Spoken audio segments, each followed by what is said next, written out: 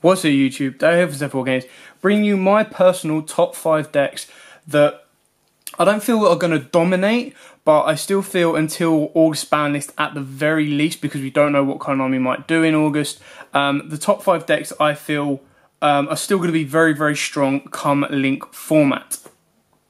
Now, what I will mention before I go through this is, like I said, this is before the August Banlist. The banlist will get hit, and this is running up to, presuming not a lot happens, this is including obviously cards from Code of the Duelist as well, so I have taken that into consideration. Without further ado, let's crack into it. So starting off at number 5, I'm going with Dinos.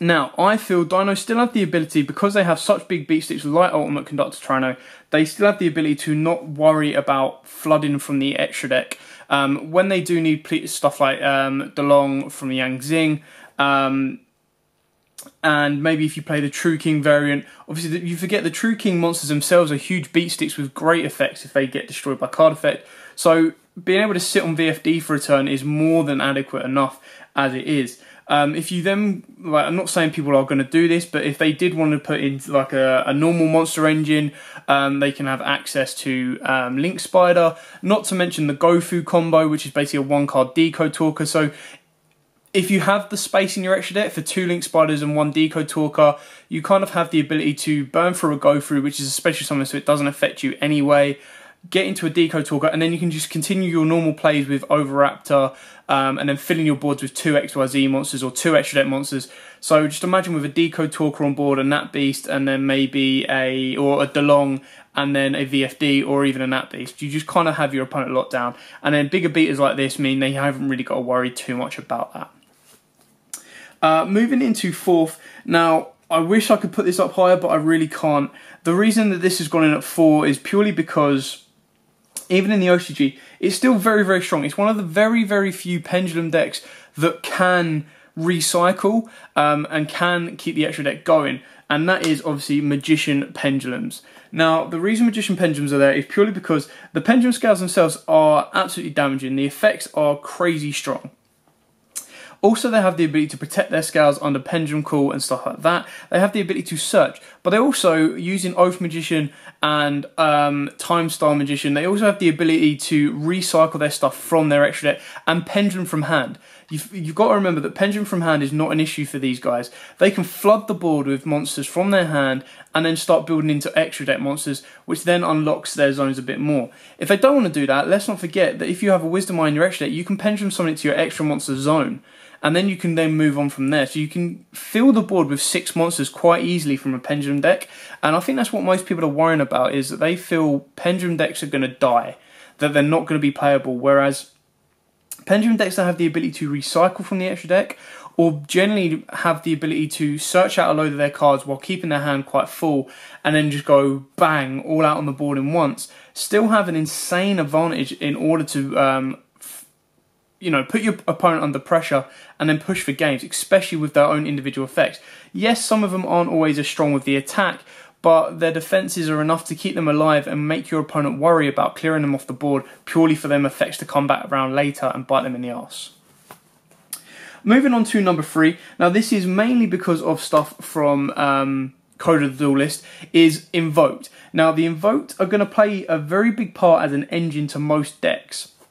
So when I do mention these decks, these are purely like the archetypes I feel are going to have, whether they're mixed with other stuff or not, I still think they're going to have a core acceptance in the deck. So with Windwitch Spellbook Invoked, now I know that sounds like a bit of a mouthful, but the way we kind of see Invoked at the moment is they do play the Windwitch engine, so they're kind of as one as it is.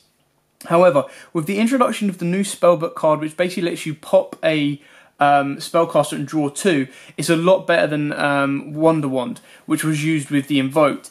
Not to mention the fact that you can search out the card, you can dupe the card, and then you have Spellbook, the Magician of Prophecy as well, which helps. Plus, not only a attribute in the grave for your Invoked plays, but also the ability to pop and draw you 2. So that makes the Windwitch engine a lot more consistent in the deck. It makes the draw power a lot more consistent in the deck.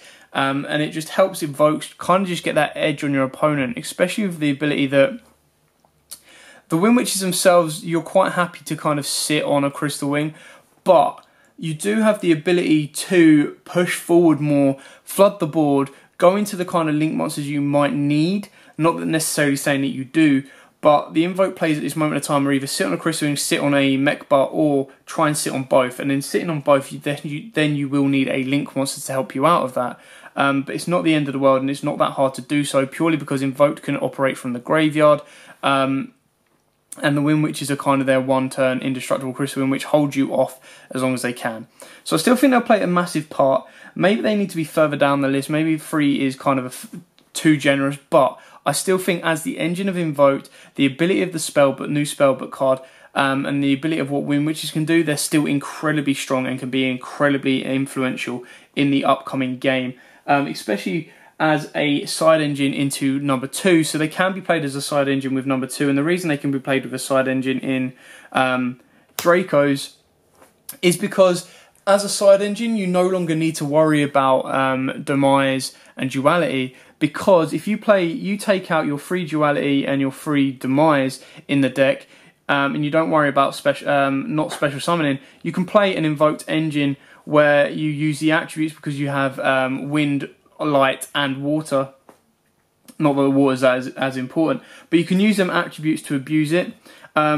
Masterpiece, along with the rest of the Dracos, are big beat sticks, and they have their own monster effects that in general that are incredibly strong, so they don't need to worry about going into the extra deck bit, but they can provide fodder, if not more, for the link monsters to help unlock the Invoked, whereas the Invoked add the draw power and consistency to the deck, so the two can be married very well together. However, purely for the fact that these guys don't need to worry about their extra deck, just like Monarchs, unless these guys get hit in August, they can still be incredibly strong, purely for the fact that they can flood the board, they can get Masterpiece pretty much immune to whatever they want him to be, and they can still run the show and do very, very well. Now, number 1 is kind of like, you know, you love to hate them. They've been around for too long, they are incredibly strong, and in August they probably will be taking their final bow.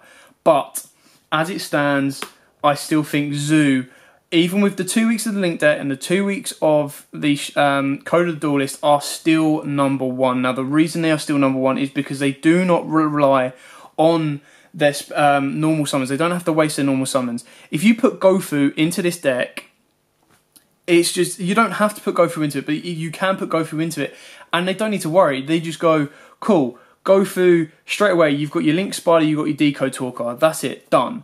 And then they use their normal summon of the Rat. They've still got Barrage to play. They've still got so much to do to end their board with a Dryden, an Emerald, pretty much whatever they really want to end it with. And they can still produce these incredibly strong boards while still getting incredibly strong draws, and being able to disrupt you during your turn. So under links, they're not that weakened. They really aren't. I mean, they can still have the abilities to play around it, they still have the abilities to do what they need to do, and they can still be very, very strong, which is why when August hits, and we do get that new ban list from Konami, that's if they stick to schedule, you'll probably see Gofu getting hit, you'll probably see Dracos getting hit, and you'll probably also see Zoos getting hit. But as of now, that is my personal 5. Now, obviously, like I said, they can't all be perfect. They are still, these are just in my opinions. There are other decks out there that you can try, and I do highly recommend looking at the new Link decks that do come out, because you do have stuff like Trickstars, which are going to be a nuisance in the upcoming game and can be quite fun to play. They've already received their rarity bumps from Konami at the pre-release, or the little sneak peek that we kind of got of the Link format. As you see, their main card is secret. You also have... You've also got Gokis that are making an introduction as well. Not to mention Cyverse. Not saying that these are going to be dominating, but they are decks that you want to be looking into while they slowly ease us into the Link format itself. ABCs are starting to pick on a bit more pace back in the OCG, so you can pick them up while they're cheap and easy to do so. But they are relying on new support from Breaker, which we don't get until October. So just bear that in mind if you do want to be picking them up. So yeah, that is my personal top 5. Let us know what you think is going to dominate Link, or what you think the decks people are going to be playing in Link. Me personally, I really want to play Dark Magician Spellbooks. so I can't wait for the new Spellbook card to come out and just to try and help my deck get a bit more consistent. But in that sense, I also do need Apprentice Illusion Magician to become legal here in the UK. But until that time, I will, you know, play around with my Magicians, play around with the Invokes and see how it goes. Anyway, I hope this helps. I hope this gives you a bit of an idea to what to look forward to and what to come up against. Don't forget to like, comment, subscribe, share, and until next time, guys, as always, happy dueling. If you like that video, why not check out our other videos available? We've got more deck profiles, pack openings, and of course duels. And don't forget to click on the most important button of all, that subscribe button, right in the bottom left hand corner.